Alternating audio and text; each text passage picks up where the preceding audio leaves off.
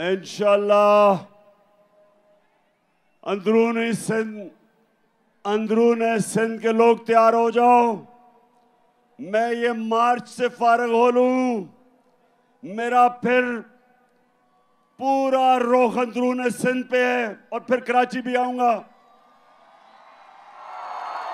और मेरा ये अज़म है कि ये जो जरदारी माफिया जिसने अंदरूनी सिंध के लोगों को गुलाम बनाया हुआ है, मेरे सिंधी भाइयों तैयार हो जाओ। इंशाअल्लाह मैं जब तक सिंध में अब दौरा करूंगा, एक एक डिस्ट्रिक्ट में जाऊंगा, अपने सिंध के लोगों को खड़ा करूंगा और ये अजाब, ये जो बीमारी लगी हुई है जरदारी की सिंध को, ये इंशाअल्लाह इससे आजाद करेंगे। अच्छा, अब कराची, अभी मैं जरा